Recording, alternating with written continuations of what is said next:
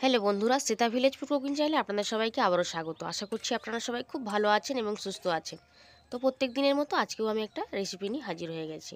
তো আজকের রেসিপি সাবুদানার খিচুড়ি। যে কোনো উপবাসের দিনেই কিন্তু এরকম সাবুদানার খিচুড়ি আপনারা খুব সহজেই বাড়িতে বানিয়ে ফেলতে পারেন।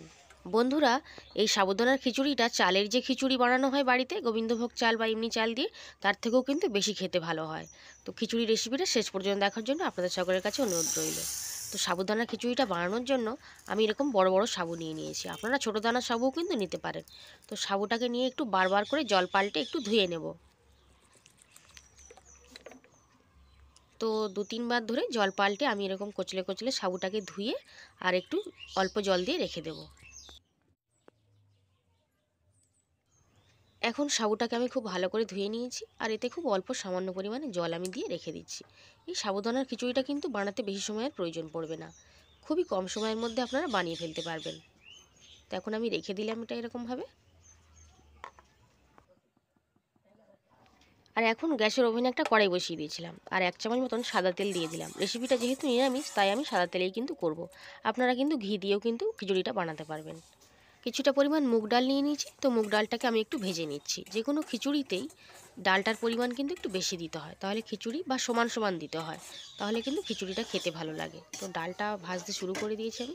একটা খুব সুন্দর গন্ধ ছাড়তে শুরু করে দিয়েছি, তার মানে ডালটা আমার ভাজা হয়ে গেছে। তো ডালটা এখন আমি তুলে রেখে দিচ্ছি। দুটো মিডিয়াম সাইজের আলুকে কেটে নিয়েছিলাম, একটু বড় বড় করে কেটেছি, দেখতে ভালো লাগবে। তো সেই আলুটাকে দিয়ে তেলের উপর একটু ভাজা ভাজা করে নিচ্ছি।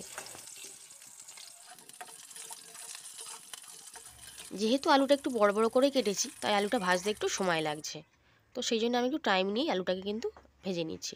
তো এখন আমার আলুটা লাল লাল করে ভাজা হয়ে গেছে। তেলটা ঝারিয়ে আমি তুলে রেখে দিচ্ছি।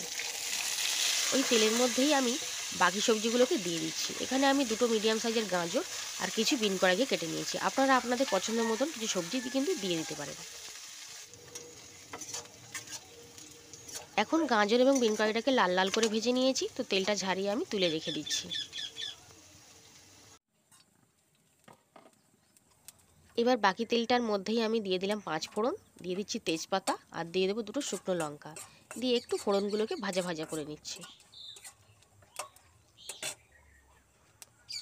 তারপর দিয়ে দিচ্ছি স্বাদ মতন লবণ, হলুদ গুঁড়ো 1 চামচের একটু কম, জিরের গুঁড়ো 1 চামচের বেশি, জিরের গুঁড়ো এবং ধনিয়া গুঁড়ো দিয়ে দিলাম।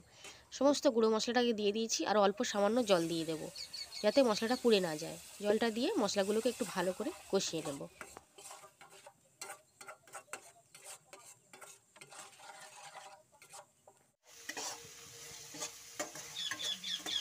3 থেকে 4 মিনিট ধরে মশলাটাকে আমি খুব ভালোভাবে কষিয়ে নিয়েছি। এবার আমি আগে থেকে ভেজে রাখা সমস্ত সবজিগুলোকে দিয়ে দিয়েছি। এখন সমস্ত মশলাগুলোর সাথে এবং সবজিগুলো একসঙ্গে ভালো করে কিন্তু কষিয়ে নেব। এইভাবে খিচুড়িটা ভেজে রান্না করলে খেতে কিন্তু বেশ ভালো লাগবে।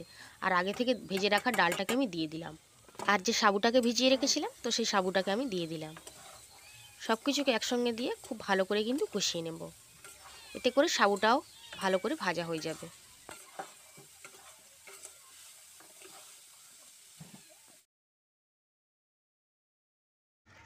একটু টাইম নিয়ে সমস্ত সবজি মশলা এবং সাবুকে ভালো করে কষিয়ে নিয়েছি।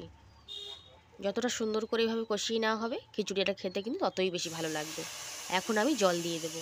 তো পরিমাণ মতন জল দিয়ে দিলাম। পরিমাণ মতন জল দিয়ে আমি ঢাকা দিয়ে দিচ্ছি। কিছুক্ষণ পর ঢাকনাটা খুলে নিয়েছি। এর আগেও কিন্তু দুবার খুলে নিয়েছিলাম। খিচুড়িতে ডাল দেওয়া থাকে, সেই জন্য তলা থেকে খিচুড়িটা একটু ধরে যায়, তো সেই জন্য বারবার করে ঢাকনাটা খুলে একটুখানি নাড়াচাড়া করে দিয়েছিলাম। এখন কিন্তু খিচুড়িটা আমার রেডি হয়ে গেছে। আর খিচুড়িটা কিন্তু সাবুর খিচুড়িটা কিন্তু আমি এরকমই ঘন রাখবো। এখন আমি গ্যাসটা অফ করে নামিয়ে নিচ্ছি। কিছুটা সাবুর খিচুড়িকে আমি এরকম প্লেটে করে সাজিয়ে দিয়েছি। দেখতেও খুবই সুন্দর লাগছে, খেতে কিন্তু খুবই সুন্দর হয়। আপনারা শিবরাত্রি হোক বা যে কোনো উপবাসের দিনে এরকম খিচুড়ি কিন্তু বাড়িতে বানিয়ে নিতে পারবেন। খুব সহজেই বানানো হয়ে যাবে। আপনাদের হাতের কাছে যে সবজিই থাকবে বা যদি নাও থাকে শুধু আলু দিয়েও কিন্তু বানিয়ে নিতে পারবেন। এই খিচুড়িটা খেতে কিন্তু বেশ ভালো লাগে। আর আজকে সাবুদানার খিচুড়িটা কেমন লেগেছে কমেন্ট করে অবশ্যই জানাবেন। আর যদি ভালো লেগে থাকে অবশ্যই লাইক করবেন, শেয়ার করবেন এবং চ্যানেল নতুন বন্ধু হয়ে থাকলে সাবস্ক্রাইব করে পাশে থাকবেন। আজ তাহলে এই পর্যন্তই। আজ তাহলে আসলাম।